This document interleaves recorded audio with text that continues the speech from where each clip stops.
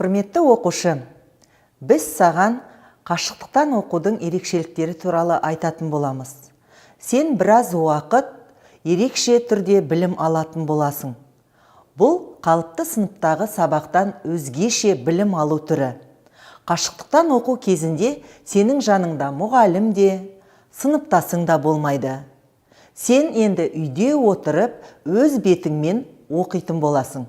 Бұл оқудың табысты болуы тікелей өзіңе байланысты, және саған бірнеше ережелерді орындауға тура келеді.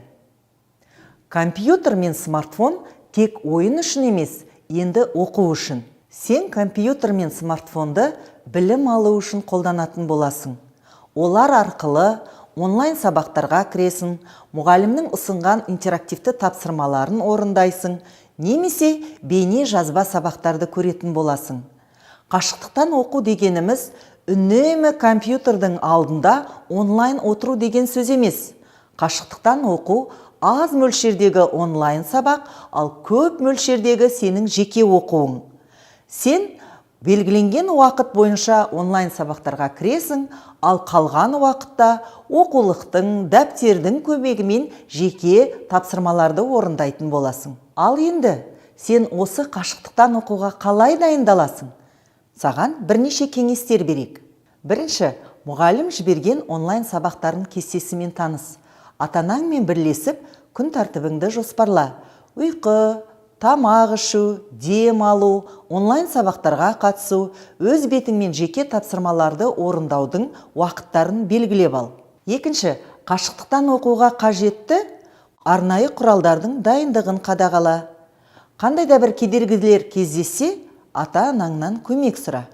Келесі, оқу орныңды дайында. Оның саған қолайлы оқу орын екеніне көз жеткіз. Енді біз онлайн сабақ кезінде сенің әрекеттерің қандай болады? Соны қарастырып өтейік. Сенің оқуыңа кедергі келтірмес үшін онлайн сабақтың болатынын отбасы мүшелеріне ескерт. Онлайн сабақ кезінде мұғалімді мұқият тыңда. Туындаған сұрақтарың болса, оны жазып ал. Сабақ біткеннен кейін сен оны мұғалімдерге қоя аласың. Мұғалім талқылауға шақырған кезде белсенді бол, өз ойыңды, сұрақтарыңды ортаға сал.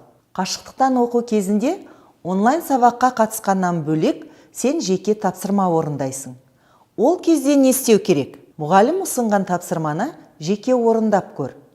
Жаңа білімді 1-2 сыныптасыңмен талқыла, және бұл әдісті үнемі қолдануға тырыс.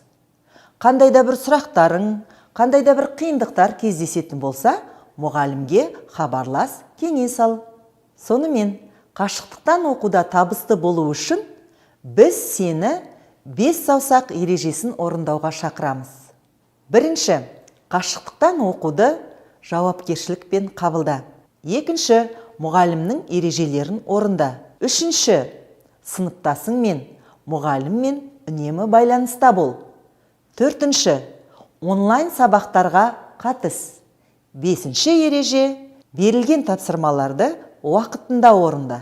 Сонымен, құрметті оқушы, қашықтықтан оқу кезінде сен уақытты басқаруды, өзіңді өзің ұйымдастыруды, өз бетіңше жеке оқуды үйрене бастайсың.